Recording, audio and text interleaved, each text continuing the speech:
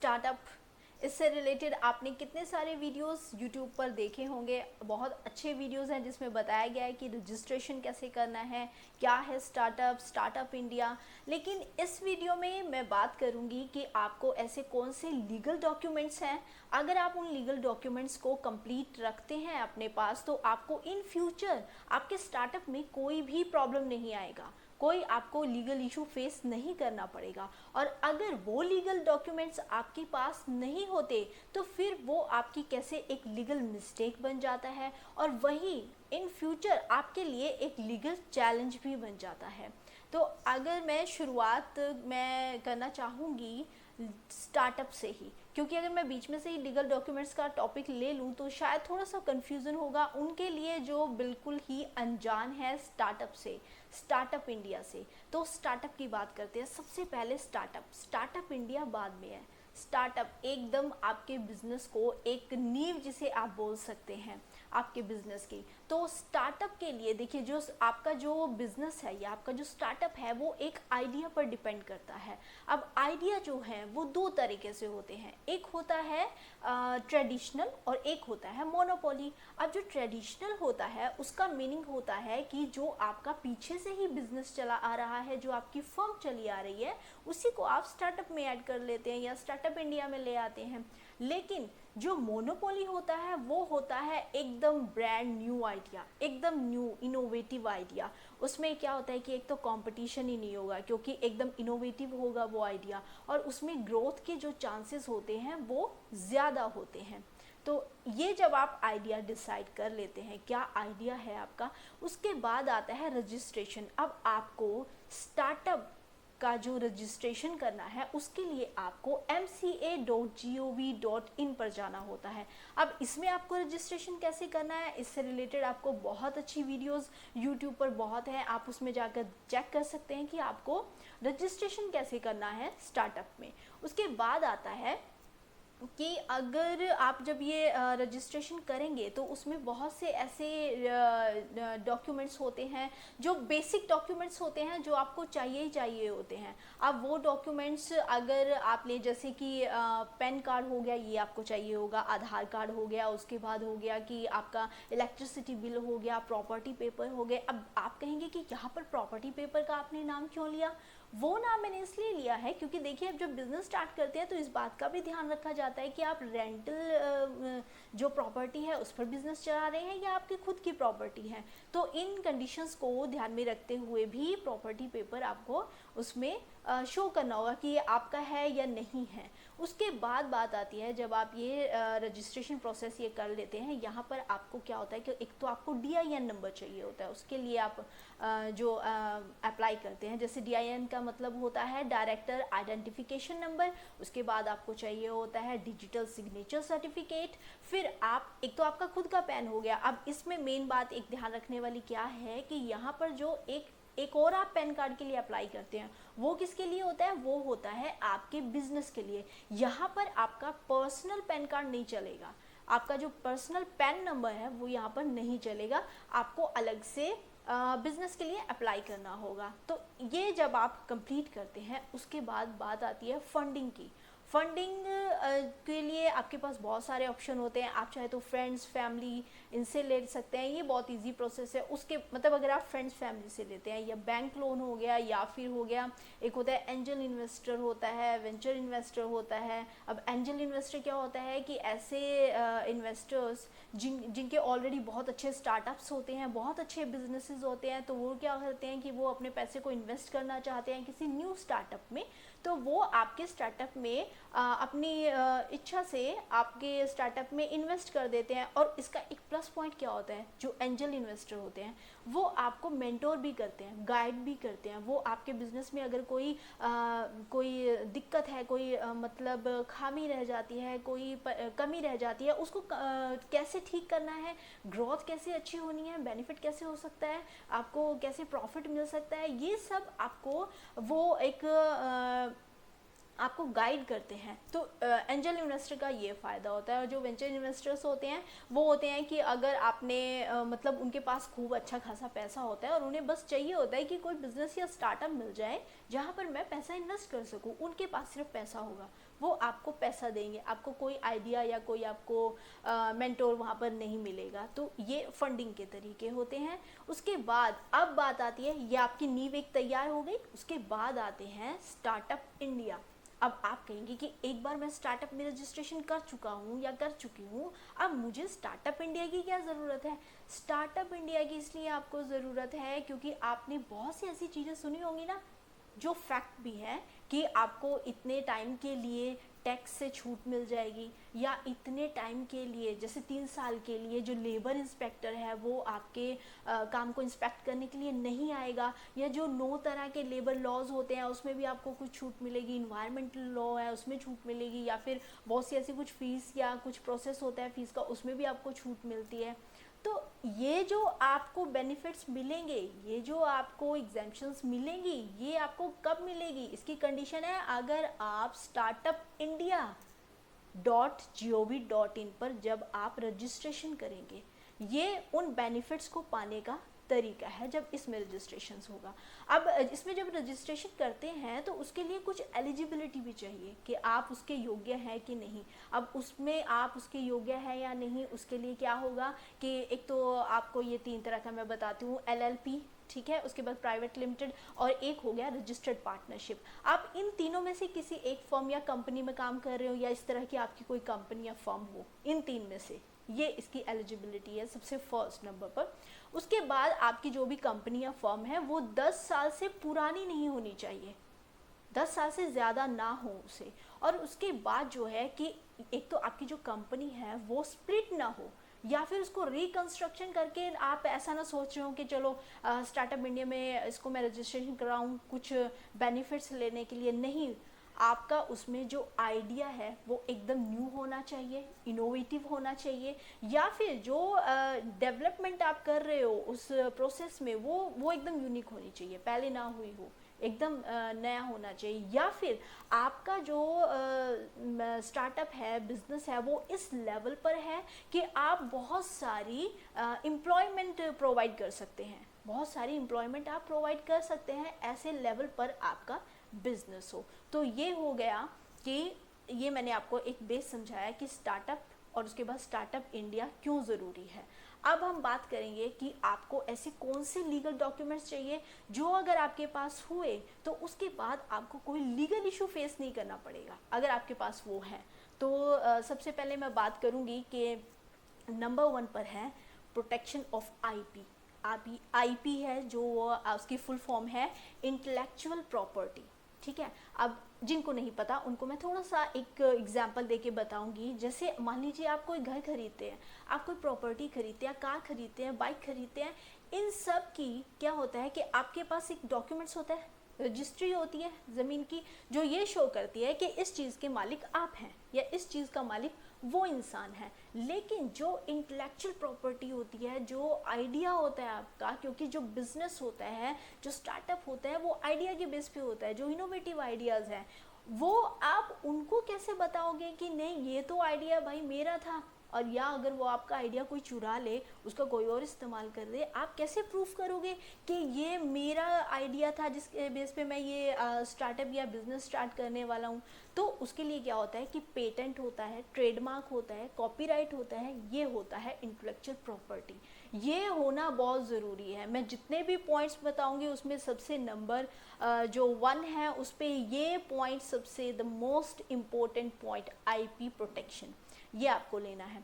उसके बाद आता है कि आपका बिजनेस स्ट्रक्चर, आपको क्या करना है कि जो भी आप फर्म या बिजनेस आप स्टार्ट कर रहे हैं, आपको ये डिसाइड करना है कि वो आपने LLP उसको बना रहे हैं या प्राइवेट लिमिटेड रख रहे हैं, सोल ओनरशिप रख रहे हैं, क्या रख रहे हैं, ताकि आपको पता हो कि इसके बाद आगे उसका क्या इफ़ेक्ट होगा, क्या लॉस होगा, क्या प्रॉफिट होगा, आप उसके एलिजिबिलिटी में है या नहीं है, आप वो कंप्लीट कर पाएंगे या नहीं कर पाएंगे, ये हो गया।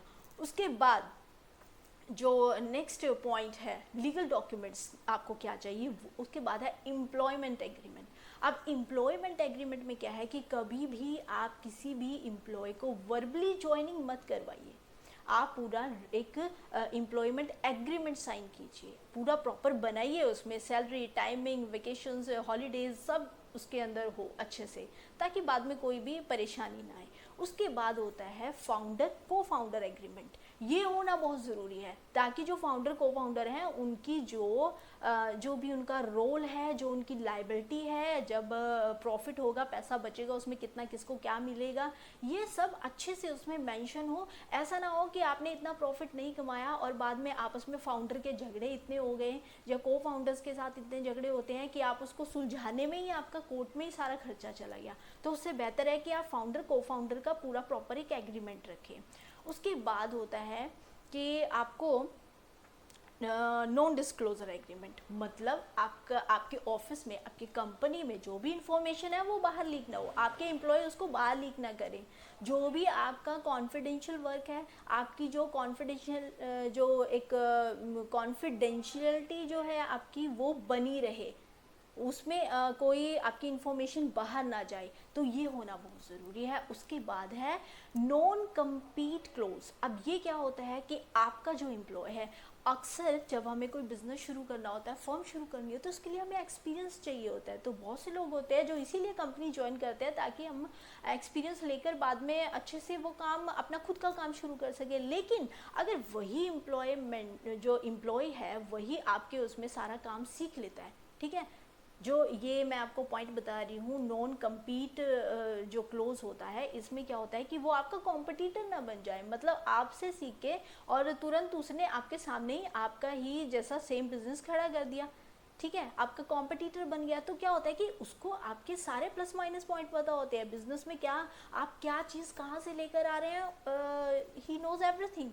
तो आपके लिए ये थोड़ा मुश्किल भी हो सकता है, आपके वीक पॉइंट्स भी हो सकते हैं। तो इसलिए आप उसको पूरे टाइम के लिए तो नहीं रोक सकते कि हाँ भैया इतने तू कभी लाइफ में मेरा कॉम्पिटिटर नहीं बन सकता, ऐसा पॉसिबल नहीं है। लेकिन एक टाइमिंग होती है, जैसे 12 से 18 महीने होते हैं, जिसमें ये जो भी मैं आपको क्लोज बता रही हूँ, इसमें आप कुछ टाइम के लिए रोक लगा सकते हैं एग्रीमेंट। वो किस लिए? आप अपने बिजनेस को प्रोटेक्ट करने के लिए, आप अपने वर्क को प्रोटेक्ट करने के लिए, ठीक है। उसके बाद है, एक हो गया नॉन कम्पिटेंट वो क्लोज हो गया, एक होता है नॉन कम्पिटेंट हायरिंग क्लोज। अब नॉन कम्पिटेंट हायरिंग क्लोज क्या होता है कि जो आपका एम्प्लॉय है वो आपके कॉम्पिटिटर को ज्वाइन न कर ले, इसमें भी बहुत बड़ा लॉस है। अब आपका जो एम्प्लॉय है वो आपके बिजनेस का, आपके ऑफिस का सब प्लस माइनस वर्क जानता है और वो तुरंत आपके कॉम्पिटिटर को ज्वाइन कर लेता है, तो ऑब्वियसली वो आपका बहुत सारा वर्क ऐसे जा सकता है, आपके हाथ से बाहर जा सकता है वो काम। तो ऐसे में क्या होता है कि इसी तरह बहुत सी कंपनी जो है ऐसे ही अपने वर्क को प्रोटेक्ट करती हैं कि तुरंत वो आपके कॉम्पिटिटर को ज्वाइन ना करें। तो इस तरीके से ये कुछ एग्रीमेंट्स होते हैं जो बहुत ज़रूरी होते हैं, जो आपको रखनी चाहिए। अब जैसे ऐसे ही हो गया कि कॉन्ट्रैक्ट, जब भी आप कोई सेल करते हैं तो उसका कॉन्ट्रैक्ट होना बहुत ही ज़रूरी है, उसका कॉन्ट्रैक्ट रखिए। कोई भी वर्बली कोई काम करिए ही मत, आप हर चीज़ का एक एग्रीमेंट, एक कॉन्ट्रैक्ट, एक डॉक्यूमेंट रखिए ही रखिए। तो इन बातों का आपको खास ख्याल रखने की ज़रूरत है। ऐसे ही उसके बाद है जैसे कि टर्मिनेशन क्लोज, ये बीच में रह गया, ये बहुत ज़रूरी है। कोई भी आपकी कंपनी का रूल टूटता है या कोई मिसबिहेव होता है तो उसमें आप कैसे टर्मिनेट कर सकते हैं टाइम से पहले ही, जो भी टाइम पीरियड है। तो इन लीगल डॉक्यूमेंट्स का आपको खास ख्याल रखना चाहिए, ताकि इन फ्यूचर आपको कोई प्रॉब्लम ना आए। ऐसे ही अगर आप कोई वेब डिज़ाइनिंग करवाते हैं, कोई ग्राफिक डिज़ाइन करवाते हैं, तो उसका भी एक प्रॉपर एग्रीमेंट रखिए, ठीक है। जहाँ से आप रॉ मटेरियल लेते हैं उसका भी एक प्रॉपर एग्रीमेंट रखिए। इन चीज़ों का आप एग्रीमेंट रखिए ताकि बाद में अगर कुछ चेंजेस आते हैं तो कोई कन्फ्लिक्ट ना हो। तो इसलिए ये हर चीज़ का एक रिकॉर्ड रखिए प्रॉपर। अब ये हो गया लीगल डॉक्यूमेंट्स। अब उसके बाद हम बात करते हैं लीगल मिस्टेक्स की। ऐसी कौन सी ऐसी लीगल मिस्टेक्स है? देखिए, अब जो लीगल डॉक्यूमेंट्स मैंने आपको बताए हैं, अगर उनमें से कोई मिस होता है, ऑब्वियसली वही आपके लिए लीगल मिस्टेक बन जाता है, वही आपके लिए लीगल चैलेंजेस बन जाता है। 2-3 ऐसे पॉइंट्स हैं जो आपको हर बार मैं रिपीट कर रही हूँ। जैसे अब ये जो मैं आपको मिस्टेक बताऊंगी, लीगल मिस्टेक, इसमें भी 2 पॉइंट रिपीट हो रहे हैं। Number 1, business structure. आपको डिसाइड करना है कि आपको क्या बिजनेस कैसे स्टार्ट करना है, एलएलपी बनाना है, प्राइवेट लिमिटेड बनाना है, या रजिस्टर्ड पार्टनरशिप बनाना है, सोल ओनरशिप बनाना है, आपको क्या बनाना है। और सेकंड फिर रिपीट हो रहा है कि आईपी प्रोटेक्शन, आपका जो इंटेलेक्चुअल प्रॉपर्टी है उसको आपको प्रोटेक्ट करना है, पेटेंट, कॉपीराइट, ट्रेडमार्क, ये आपको प्रोटेक्ट करके रखना है। अब उसके बाद डॉक्यूमेंटेशन, आप जो भी मीटिंग करते हैं ना उसका रिकॉर्ड रखिए। आपके पास डॉक्यूमेंटेशन का मतलब है आपके पास हर मीटिंग का एक रिकॉर्ड होना चाहिए, ठीक है। अब उसके बाद बात आती है कि आप जैसे मिक्स मत कीजिए, जो आपके एक्सपेंसेस हैं उनको मिक्स मत कीजिए। कैपिटल एक्सपेंसेस, रेवेन्यू एक्सपेंसेस, इनको मिक्स मत कीजिए। आपका पर्सनल बिजनेस एक्सपेंसेस, इनको मिक्स मत कीजिए। कुछ एक्सपेंसेस ऐसे होते हैं जिनमें माइनर डिफरेंस होता है, लेकिन आपको जब टैक्स रिटर्न फिल करना होता है तब ये प्रॉब्लम क्रिएट कर सकते हैं। इसलिए जो भी एक्सपेंसेस हैं उनका प्रॉपर अलग रिकॉर्ड बनाइए। अब नेक्स्ट जो पॉइंट रिपीट हो रहा है वो भी फिर से पहले भी मैं बता चुकी हूँ, फाउंडर एग्रीमेंट बहुत ज़रूरी है। बाद में झगड़े ना हो, कोई ये ना कि ये गलत है वो सही है, ये सब झंझट से ना हो, इसलिए आप फाउंडर एग्रीमेंट ज़रूर रखिए। उसमें लायबिलिटी हो उनकी, रोल हो उनका, अगर कोई बेनिफिट हमें मिलता है, इतने पैसे बचते हैं तो हम उसको आपस में कैसे डिवाइड करते हैं, ये सब होना बहुत ज़रूरी है। तो ये डॉक्यूमेंटेशन का मैंने आपको बता दिया। उसके बाद है कि आप रेगुलर जो है वो टैक्स पे ज़रूर कीजिए। आपका जो मतलब टैक्स पेमेंट है वो रेगुलर रखिए। बीच में ऐसे मतलब होता है ना, एक पूरे साल का आपको एक प्रॉपर बनाना पड़ता है कि इतना खर्चा होगा, आपको आइडियाज़ हो ही जाता है, तो उसको रेगुलर बनाए रखिए, उसको बीच में ऐसे स्किप ना हो वो बिल्कुल भी। उसके बाद आता है कि आपको टैक्स पे करने के बाद आपको क्या होता है, एक जो सबसे मेन पॉइंट मैं आपको बताऊंगी कि आपको लीगल एडवाइज़र या फिर टैक्स कंसल्टेंट, इनके साथ आप कांटेक्ट में ज़रूर रहिए। थोड़े से पैसे बचाने के लिए आप ऐसा ना हो कि इनकी ज़रूर आपको लगे कि जब कोर्ट कचहरी का मामला होगा तब देख लेंगे, नहीं, जब कोर्ट केस का मामला होगा तब इनसे मिल लेंगे, नहीं, आप इनके कांटेक्ट में रहिए। इनके हिसाब से छोटी मोटी मिस्टेक होती है आप उसको सही कर सकते हैं, कोई अपडेट होती है वो आपको पता रहती है, वो आपको टाइम टू टाइम अपडेट करते रहते हैं। तो आप इन चीज़ में ना लापरवाही मत बरतिए। लीगल एडवाइज़र हो गया और टैक्स कंसल्टेंट हो गया, और ऐसे ही अब हम, ये हो गए मिस्टेक्स हो गई। अब हम बात करते हैं कि जो लीगल चैलेंजेस हैं, बहुत से ऐसे स्टार्टअप है ना जिसमें आपको क्या होता है कि अच्छा खासा स्टार्टअप चलता है, अच्छी खासी इन्वेस्टमेंट होती है, बहुत इनोवेटिव अच्छे आइडियाज़ होते हैं, लेकिन वो स्टार्टअप बंद हो जाते हैं। क्यों? क्योंकि वो लीगल पॉइंट्स को, लीगल डॉक्यूमेंट्स को इग्नोर कर देते हैं। अब जितनी भी टॉप कंपनीज है ना, वो कितने हज़ारों करोड़, कितने सौ करोड़ अपनी लीगल एडवाइजरी टीम पर इन्वेस्ट करते हैं, क्योंकि ये लीगल रिक्वायरमेंट कंडीशंस का पूरा होना बहुत ज़रूरी है। इनके बिना ना तो आपको कोई बेनिफिट मिलता है, ना ही, और आप, वही मैंने कहा ना कि आपकी अच्छी खासी इन्वेस्टमेंट है, अच्छी खासी आपके आइडिया है, लेकिन तब भी स्टार्टअप कुछ बंद हो जाते हैं, वो इसी वजह से, इसी कमी के कारण। तो अब हम लास्ट में बात करते हैं, ये लास्ट वाला है कि लीगल चैलेंजेस क्या क्या है। तो सबसे पहले फिर रिपीट हो रहा है कि आईपी प्रोटेक्शन, इंटेलेक्चुअल प्रॉपर्टी का प्रोटेक्शन रखना, ट्रेडमार्क, कॉपीराइट, पेटेंट जो भी है उनको प्रोटेक्ट रखिए। उसके बाद फिर एक और पॉइंट रिपीट हो रहा है, बिजनेस स्ट्रक्चर। आपको डिसाइड करना है कि आपको एलएलपी बनानी है, प्राइवेट लिमिटेड बनानी है, या फिर आपको सोल ओनरशिप रखना है, क्या, किस तरह से आपको क्या स्ट्रक्चर देना है आपको बिजनेस का, वो आपको डिसाइड करना है। उसके बाद है लेबर लॉ। अब इसमें क्या है कि आप लेबर लॉ को कंप्लाई करना है, आपको वो कंडीशंस को ध्यान में रखना है, उस लेबर लॉ को आपको कंप्लाई करना है बिजनेस में। जैसे आपका पीएफ हो गया और मैटरनिटी रिलीफ हो गया, जो भी बेनिफिट्स जो लेबर लॉ के अंडर जो दिए जाने चाहिए वो सब हो गया। और एक मैं आपको बताऊँ, प्रिवेंशन ऑफ सेक्सुअल हैरेसमेंट, मतलब अब हर छोटी बड़ी जो भी कंपनीज होती है उसमें एक ऐसी कमेटी बनाना बहुत ज़रूरी है जो प्रिवेंशन दे सेक्सुअल हैरेसमेंट से। अगर कोई फीमेल आपकी एम्प्लॉय है, उसको कोई परेशानी है, तो वहाँ पे वो कंप्लेन कर सके, ये अब कंपल्सरी भी है। तो उसके बाद जो होता है वो होगा आपका, ये हो गया लोकल मतलब जो लेबर लॉ है उसको कंप्लाई करना। फिर आपका आता है बिजनेस लाइसेंस, मतलब आपका जो भी बिजनेस है उससे रिलेटेड आपको लाइसेंस भी मिल जाना चाहिए। अब जैसे मान लीजिए आप फूड रिलेटेड आपका जो है बिजनेस है, उसमें आपको फूड एडल्ट्रेशन या फिर हेल्थ फूड सेफ्टी इससे जुड़े हुए लाइसेंस मिलने चाहिए, क्योंकि ऑब्वियसली लाइसेंस आपको तभी मिलते हैं जब आपकी कंडीशंस पूरी होती हैं। अगर आपकी कंडीशंस पूरी नहीं हुई आपको लाइसेंस नहीं मिलेगा। लाइसेंस नहीं मिलेगा तो इसका मतलब कोई बिग लीगल इशू आप फेस कर सकते हैं। तो इसलिए बिजनेस लाइसेंस ये भी एक चैलेंज होता है, लीगल चैलेंज होता है। उसके बाद आता है कि अब हर जो डिपार्टमेंट है उसमें हर सेक्टर जो होता है ना उसमें अलग अलग टैक्स होते हैं, तो आप उनका ध्यान रखिए कि किस टैक्स और जो न्यू टैक्स आते हैं उनका जो भी रूल आते हैं, जो भी उसमें अमेंडमेंट्स होती है, कुछ नया जुड़ता है जो भी है, उसके लिए आप अवेयर रहिए कि उसका आपके बिजनेस मॉडल पर क्या इफ़ेक्ट पड़ेगा। तो वही मैंने इसीलिए आपको कहा था कि आप टैक्स कंसल्टेंट या फिर लीगल एडवाइज़र के साथ कांटेक्ट में रहिए, इसीलिए उस कंडीशंस को पूरा कीजिए, क्योंकि जब आप टैक्स से रिलेटेड जो भी रिक्वायरमेंट्स हैं, कंडीशंस हैं, जब आप उनको पूरा करते हैं ना तभी आपको एग्जैम्पशंस मिलती है, ऐसे नहीं मिलेगी।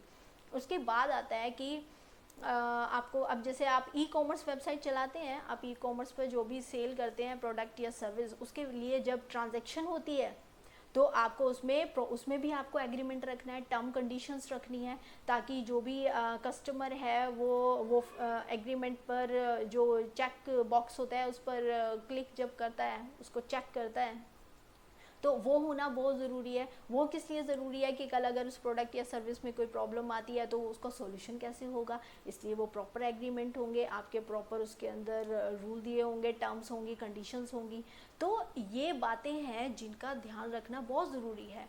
ये जितने छोटे ये लो पॉइंट्स आपको लगते हैं ना, आपको लगता है अरे कोई इसके बिना काम चल जाएगा, नहीं, ये जितने छोटे आपको और जितने लाइट आपको ये लगते हैं लीगल पॉइंट्स, ये आने वाले टाइम में आपके लिए उतनी बड़ी प्रॉब्लम क्रिएट कर सकते हैं। और यही बात मैं दोबारा अपनी एक बात दोहराऊंगी कि बड़े बड़े स्टार्टअप बंद हो जाते हैं अच्छी खासी इन्वेस्टमेंट और अच्छा खासा आइडिया होने के बाद भी, अगर आप लीगल पॉइंट्स को, लीगल रिक्वायरमेंट्स, लीगल कंडीशंस को इग्नोर करते हैं।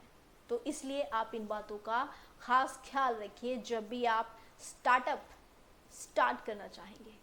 होप आपको ये वीडियो अच्छी इन्फॉर्मेटिव लगी होगी। आप शेयर कीजिए, लाइक कीजिए, और अगर आपको सही लगता है तो आप सब्सक्राइब भी कर सकते हैं। Thanks for watching.